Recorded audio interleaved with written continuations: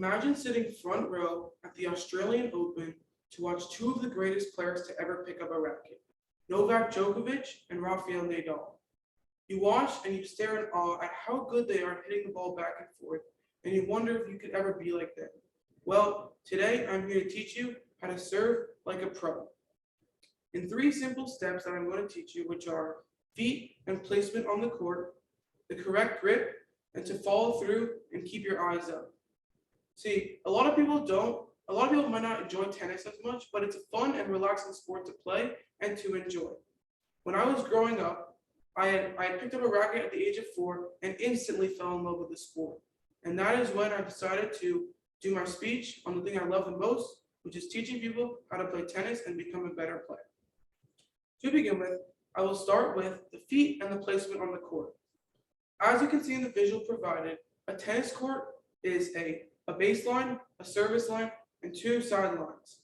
A server must stand behind the baseline, either on the left or right side, depending on the point being played.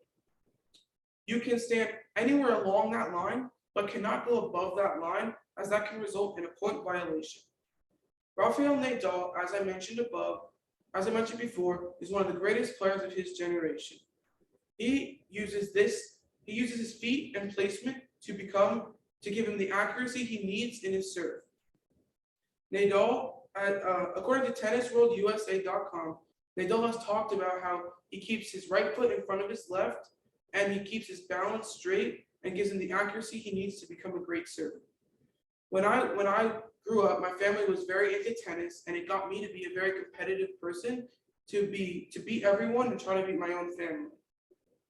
When I eventually got better throughout my lessons and various times I played with my parents and my friends, and I'm proud to stand here today and say that my serve has gone from below average to finally above average.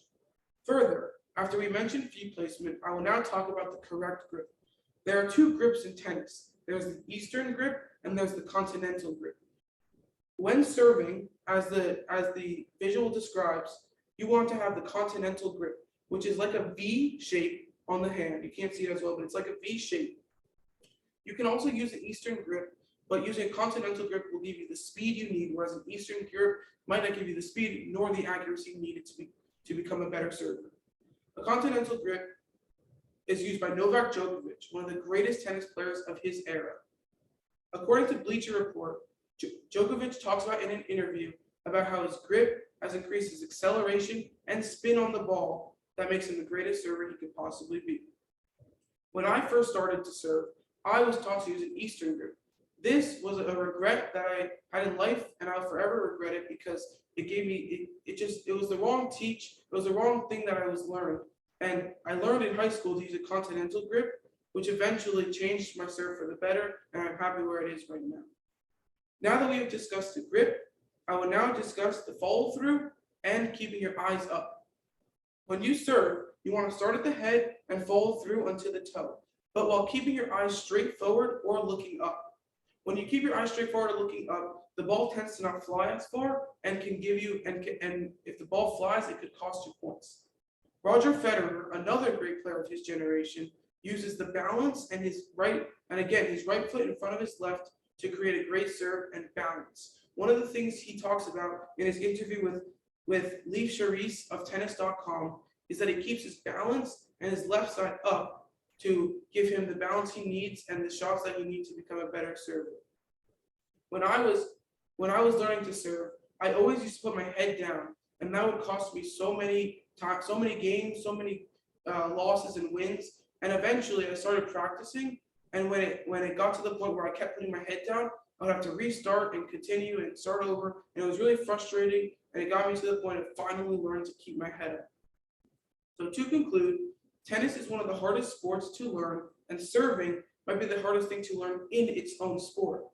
See, the 3 simple steps that I described, which are having the right feet and placement on the court, having the correct grip, and following through and keeping your eyes up, are 3 of the most important things you need in serving. So next time your friend asks you to go play, just remember the 3 simple steps and let the racket do the rest. And with that, I will open up to 2-minute Q&A. Yep. You talked about serving, don't you? How do you toss the ball to help your serve?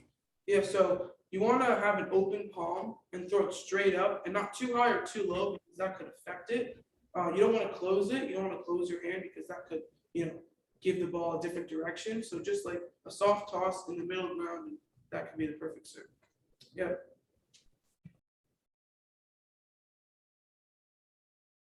Sorry, you mentioned the other grip, the Eastern grip. Is there a particular shot that the Eastern grip would be better at? Yeah, so the Eastern grip will give you a better shot on the ground strokes, which is from low to high, whereas the serve is from high to low. So you want to keep the Eastern grip for the ground strokes, whereas the volley and the serve, which is the volley, which is at the net, you want to keep a continental grip, which gives you the best chance. Yep. How tight of a grip do you recommend? So too tight of a grip could cause you to miss the shot and go out or to the side. A too loose of a grip may cause you to drop the racket, which you obviously don't want to do either way. So again, kind of finding the middle ground would be the thing to do. Like not too hard, not too soft. That's just the way you want to do it. Yep. So as a former softball player, I'm just curious how serving a tennis ball is similar or different to hitting a softball. Yeah, so I think serving and hitting in their both respective sports are very different. I played both sports, so I think it's easy. I think it's easier in tennis a little bit because baseball you got to focus on the pitch as well as your own batting, and tennis you kind of got to do it like, mentally in your own mind. So they're different, but I think baseball might be or softball might be a little bit easier. Last question. Hi there. So you mentioned how when you can either look up or look at the net. Do you have a preference of one over the other?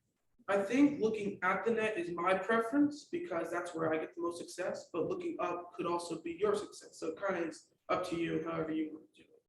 So thank you.